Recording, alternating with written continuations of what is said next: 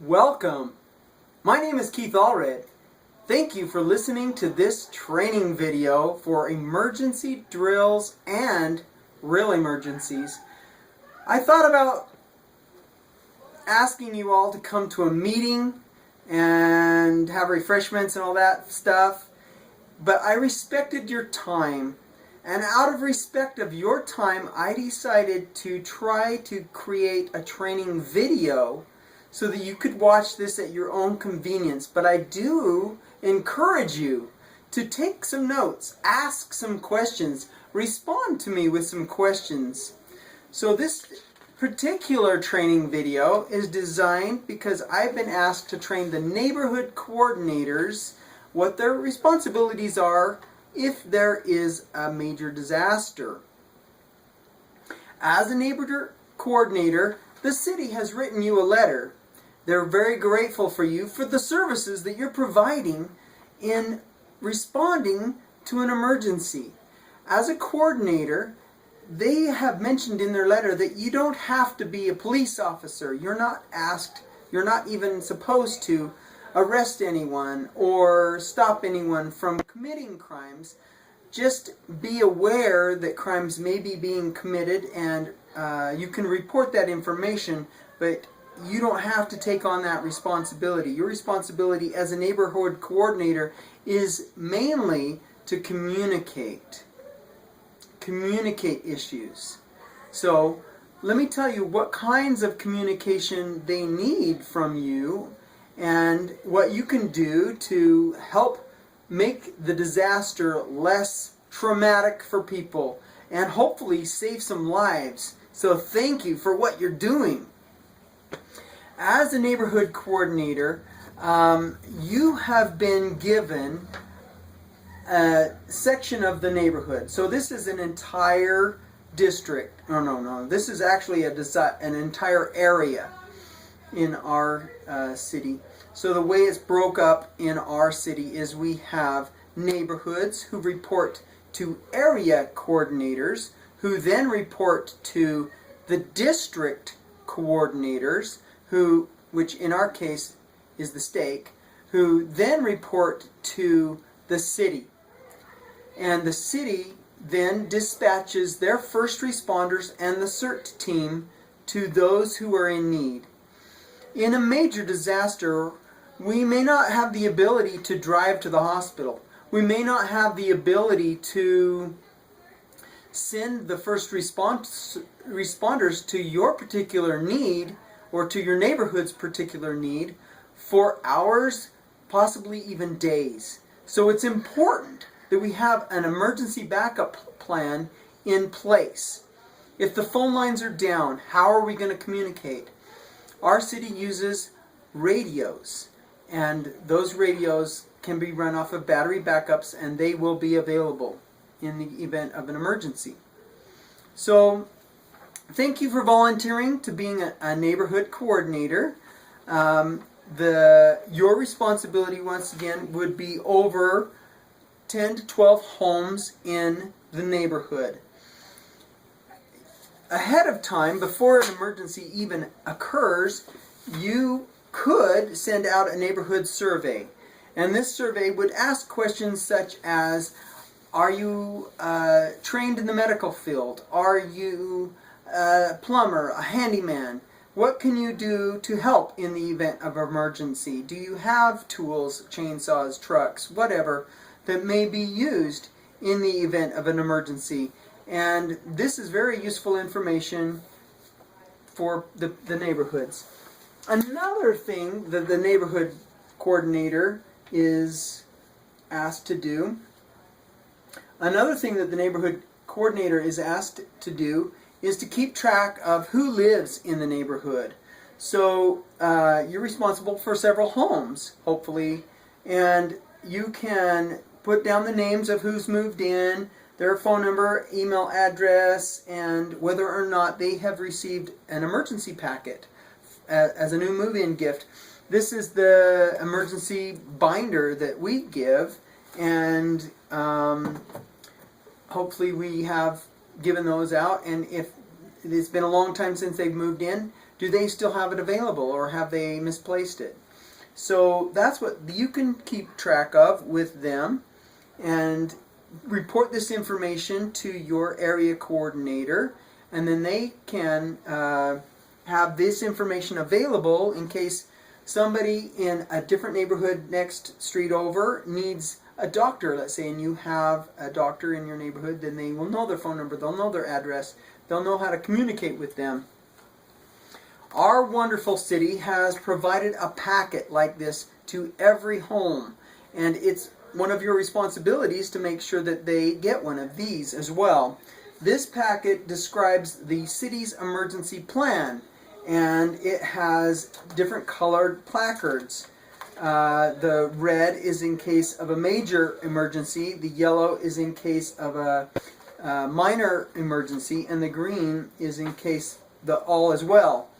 Now, these are excellent, and on each page the city has described what types of emergencies would be on each color of placard, and what you can do in the event of an earthquake or a wildfire or a flood, whatever the emergency may be. Now, in our particular neighborhood, we thought that it would be a little bit more beneficial to add a little bit more information on the colored placards. So in place of the green placard, we as well have one of these. And what you can do with this green placard, which if there were an earthquake, let's say, and the phone lines were down, we couldn't communicate, you, the homeowner, would take this placard and you could say that all is well, or you'd use the yellow or the red, and you could mark on it that you are still at home, which here it says we have sheltered in place. You could mark right there. Or if you have evacuated, you would mark on this box that you've evacuated, and then on the back side where strangers wouldn't know to look, you would write where you've gone.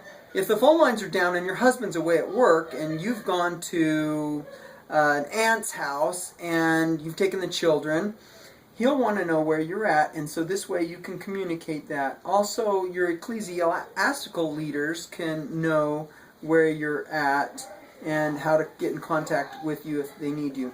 Now, let's say, for instance, that no one is home. If no one is home, then the neighborhood coordinator, the person who I'm making this video for you, could put this on the neighbor's door. You'd knocked on the door, nobody's answering, it looks like the house is safe, it doesn't look like it's going to blow up, and if it did look like it's going to blow up with a gas leak or something, you could turn off the gas for them. But still, you could put up a placard saying that no one was home, and that way when FEMA comes along with their cans of spray paint, they can know that nobody was home, and they can make the choice as to whether or not they need to go in and check the home or whatever, but at least they don't have to spray paint that person's door. So that could be a great service that you're doing for them by putting that up there.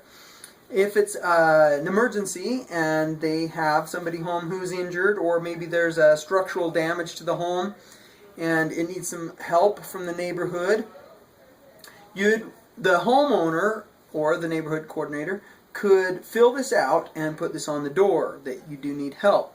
Now, when one of these placards are filled out, whether it be the yellow from the city or the yellow from our neighborhood, put on the door, you as the neighborhood coordinator or neighborhood assessor or whatever you're called, maybe you're called the neighborhood watch person, would fill out an incident reporting form. And on this form you'd fill out the color of the form. Is it yellow or is it red? And you'd fill out the date, the time, and who you are.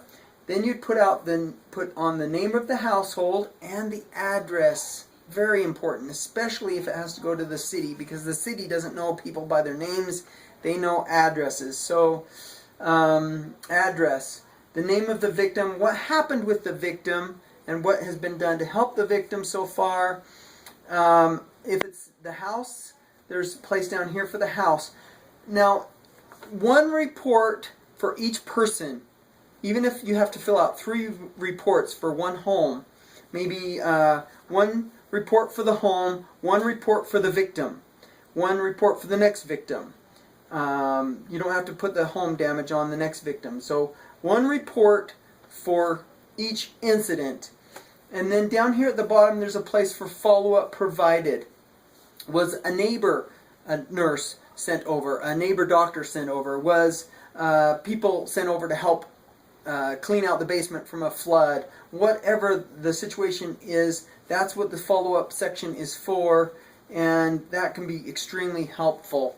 Now, if it's a red placard, of course, you want to communicate this information as fast as possible, and that's why we use this particular form. This one's good, but if you're dying and you want medical attention right away, the neighborhood assessor could just get this information quickly off of the form, and then the neighborhood assessor could, if they could walk it over, that's great. But in situations of a flood or maybe even a cracked road where they can't drive over or walk over, they can use the family radio system. Our particular neighborhood has a special channel that we use. I'm not going to say it on this video, but we use a special channel, and that channel can be used to communicate to the area coordinators this vital information and get it there as quickly as possible, so that then it can be transferred to the city, and the city can then dispatch CERT or the first responders to take care of your needs. When the neighborhood coordinator takes this form to the area coordinator,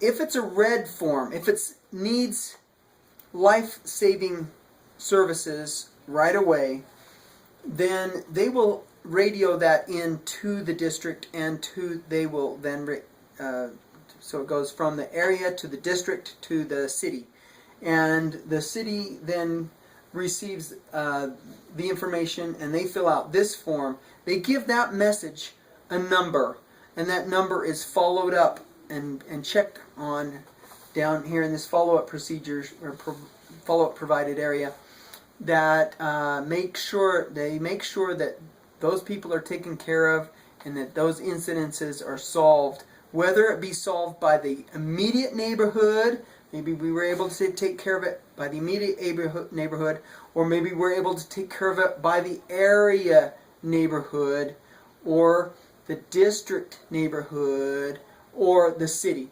However it's taken care of, if you radio it in and keep communicating and it has a number and you follow up on it, it can be solved quicker and more efficiently, so that we're not wasting people's times. Once again, thank you for your services. Thank you for being there, being available for people when they're in their most dire need. And if this is just a drill, there's a couple things that I forgot to mention. If it's just a drill, and let's say, okay, in the event of a real emergency, you may see water bubbling up out of the road, or you may hear a hissing sound and seeing rocks move in the grass or something, and that may be a gas leak. Those need to be reported. So you would want to make sure that you fill out an incident report form and get those called in as quickly as possible. In the event of a real emergency, the phone lines could be down and you'd need to use the radio. In the event of a real emergency, you would need to get this information in. But in the event of a drill, what the city's going to do is they're going to put up a barricade, and on that barricade is going to be an envelope. And in that envelope, it's going to describe the problem that is going on at that site. And if you see one of these barricades with an envelope on it, please report it as soon as possible, even if it's not in your direct neighborhood, because we're timed on how quickly we can get these incidences reported. And so if you see one, you go report it, and then we can make sure that we're doing our very best to report all incidences, even if they're not in our direct neighborhood, and solving all of the problems as quickly as possible. I'm sure you're going to have questions. Please respond to this video or email me, and I'd be glad to answer those questions. Thank you for your time, and thank you for what you're doing. And hopefully we can prevent disasters from being worse than what they would have been. Just a little note about the last disaster that we had. Actually, I don't remember which one was last. We had both the wildfire, and we also had the great windstorm that tore roofs off and blew down trees and damaged things. When we had that great windstorm, FEMA was sent in. The emergency response from the National Guard was brought in to help us with this. And they came and they said, "Where's the disaster?" And we're like, "Well, it took you 2 days to get here. We've already solved it. We've already cleaned up." And they're like, "Well, you didn't really have a disaster." And we said, "Well, here's the evidence." And we showed them the pictures. We showed them all of the man hours, and we had lists of people and what they did, and we showed them all of the debris, and they actually did help haul off that debris. They were there for that. But this plan works. I know it works. I've seen it work. And thank you for being part of the solution to any emergency. And thank you for your time watching this video.